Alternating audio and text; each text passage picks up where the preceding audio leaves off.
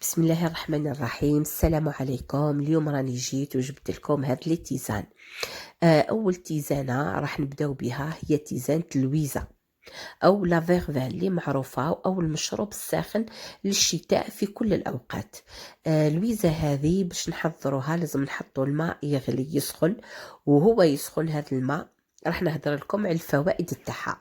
الفوائد تاعها الاولى ان كيما والفنا دائما نشربوها قبل ما نرقدوا، يسمى راح تهدئ لنا الاعصاب تاعنا وتساعدنا على النوم.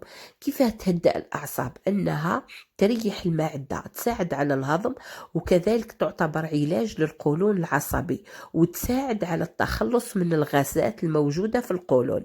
هذه الفوائد العامة اللي نعرفوها على التيزانة. هنا شوفوا بعد ما غلى الماء طبعا حطيت اعجاب التيزانة هذيك ثم بعد ما شللتها ونلوح عليها كمية كاس مغرف تاع ماكلة تاع أعشاب.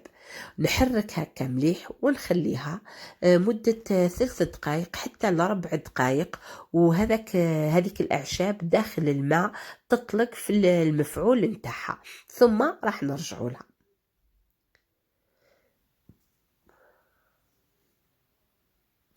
هنا بعد ما خليتها كما قلت لكم 4 دقائق هكاك راح نصفيها. قبل ما نصفيها طبعا نقدروا نستعملوا معاها العسل الحر، او نقدروا نستعملوا السكر، ولا نخلطوا كمية من العسل مع كمية من السكر ونحليو التيزانة تاعنا باش نقدروا نشربوها. انا هنا درت كمية من العسل، جبته من الفريجيدار كان فريمون صلب، عييت نحيه، عاونت بالسكر، زدت شويه سكر، من اللي بغى يدير العسل الحر وحده يدير. راح نضيف لها طبعا قطعة شريحة من القارص من الليمون بالقشرة نتاعو، طبعا بعد ما نكون غسلته ونظفته، ونصفي هذاك المشروب بالطريقة هذه. طبعا وهو سخون يفضل الشرب نتاعو وهو سخون. نحرك مليح ونعصر هذيك القارصة لداخل بالطريقة هذه. وهذه أول تيزانة درناها مع بعضنا اليوم.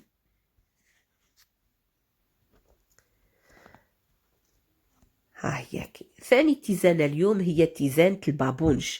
هذه الأزهار هذه تاع البابونج راهي تتباع عند في المحلات الخاصة بالأعشاب، وهي مفيدة جدا.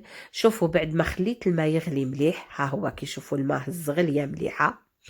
الكاس ماء ندير مغرف كبيرة، مغرف تاع ماكلة من عشبة البابونج أو أزهار البابونج. شوفوا كي يغلي الماء مليح، ها هو بالطريقة هذه راح نرميه على هذوك الأزهار تاع البابونج بالطريقة هذه. قلت لكم كاس، مقدار كاس بمغرف تاع ماكلة. نكمل الكاس اللي حطيته ونحرك شوية برك ماشي بزاف بالطريقة هذه، ونغطي عليه خاطركش فيه كمية من الزيوت الطيارة، هذيك الزيوت راح تطير، ونخليه بالطريقة هذه من 4 حتى ل5 دقائق. بعد ما خليته 4 ولا 5 دقائق، طبعا اللي يبغي يتناوله طبيعي يتناوله، واللي يبغي يحط يسكر بالسكر يدير، واللي يبغي يحط شوية عسل حر يدير. ونصفي هذاك المشروب بالطريقة اللي راكم تشوفوا فيها باش ما يجيونيش هذوك الأزهار لداخل. وهنا راح نذكر لكم طبعا شوفوا بالطريقة هذه راح نحرك هذاك السكر باش يذوب لي لداخل، ومن الأحسن يتناول سخون مع شريحة تاع القارص إذا بغيتوا. هكا راح نذكر لكم بعض فوائد البابونج. هو ليه فوائد كثيرة، يقول لك كي نشربوا التيزانة تاع البابونج راح يعالج لنا آلام المفاصل الركابي والألم اللي تجينا في أسفل الظهر وهذاك. ولكن الفائدة الأولى تاعو أنه يقاوم الأرق، يعني يساعدنا على النوم الهادئ. هكا التيزانة الثالثة اللي راح نديروها اليوم هي لافوند أو الخزامة. ها هي كي شوفوا نفس الشيء، بعد ما شللت هذوك الازهار تاع الخزامه يجي الراس نتاعها موف، تتباع عند تاع الاعشاب. مقدار مغرف تاع ماكله بكاس ماء يغلي مليح، نحطه فوقها بالطريقه هذه. تبلي راح نعدل شوي الكاميرا برك، شوفوا مليح هكا. ونخلط كما راكم تشوفوا، ونغطيها خاطر فيها زيوت طياره ماذا بينا تبقى لداخل. هذه الخزامه هذه كي تشربوها راح تجيكم فيها الرائحه تاع لي برودوي، خاطركش حنا لا لافوند نستعملوها في لي برودوي تاع التنظيف ولا في ملطفات الجو، بالصحيه راهي مفيده جدا مفيده جدا. نصفيها بالطريقه اللي راكم تشوفوا.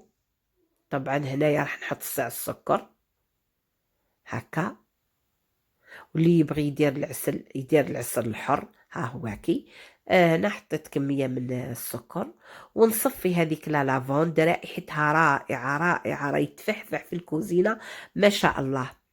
طبعا لا لافوند الاستعمالات تاعها تستعملها النساء اكثر في استعمالات خاصه في فترات معينه، راح تهدأ من الالام وراح تصفي بزاف بزاف. نتناولوها بالطريقه هذه، ونقدروا نتناولوها مع نشربوها مع شريحه من الليمون.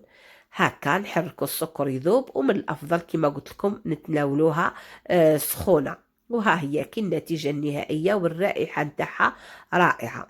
هنا راح نديرو المشروب ثاني المعروف جدا اللي هو مشروب تاع الزعتر. الزعتر هذا معروف بلي يسكن الآلام، آلام تاع أسفل البطن، آلام أسفل الظهر، ومضاد للزكام. هذو الناس اللي عندهم الزكام زدرانين ولا يتناولوا. انا طبعا حطيت مقدار كاس، مقدار مغرف تاع ماكله، هذا لازم يغلي فوق النار. الزعتر حطيته كي غلا نقصت عليه وخليته يغلي مده 2 دقائق 3 دقائق، طفيت عليه صفيته، درت له السكر، والنتيجة النهائية ها هي كي مسكن مسكن قوي للآلام. هنا جينا لهذه التيزانة الأخرى أو المشروب الأخر اللي راح نديروه مع بعضنا، هو مشروب أعواد القرنفل تاع الطيب. نحكم الطيب نحيلو هذاك الراس اللي يجي من فوق، وشوفوا، ونخلي غير هذا المسمار هذا فقط، نحتاجه هذا المسمار فقط. ها هو كي القرنفل مفيد جدا جدا للسعال، يعني الكحة، لا توس، الناس اللي تسعل كي تصدروا وتعدوا تسعلوا بزاف نديروا.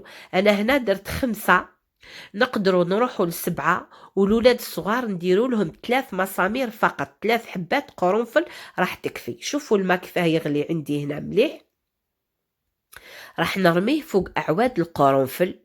ها ماكي هذاك الطيب بالطريقة هذه، 5 بكاس كبير مليحة، وقلت لكم تقدروا تروحوا حتى ل7. بصح للأطفال الصغار ديروا لهم 3 أعواد تاع طيب مليحة. أنا درك ندير هكا، شوفوا، راح نغطي عليه باش ما تروحش فيه كمية من الزيوت رائعة. هذا القرنفل هذا نغطيه ونخليه بجهة حتى للصباح، ما ندير له لا سكر لا حتى حاجة. ها هو باكي هذا المشروب درك ما نتلونوش انا في الليل كي نبغي نرقد. طبعا الصباح على الفراغ واش نديرو حنا؟ نحكموا الطفل، لا كان الطفل صغير ولا الادولت، ماناش راح نشربوا الكاس هذا، سورتو الطفل الصغير نديرو فنجان صغير كيما هذا، نفرغوا فيه المشروب ويشرب على 3 مرات. اول حاجه راح يغرغر، يدير كل مضمضه يغرغر به، ويدير راهو ملطف للفم وملطف لاجونسيف للثه، مليح للثه. ويغرغر ومن بعد يشرب مليح، ويقعد نصف ساعه باش يروح يفطر مدة 3 أيام، وبربي إن شاء الله راح تروح له هذيك السعلة. هذا بالنسبة لمشروب القرنفل، وشكرا على المشاهدة، بالشفاء.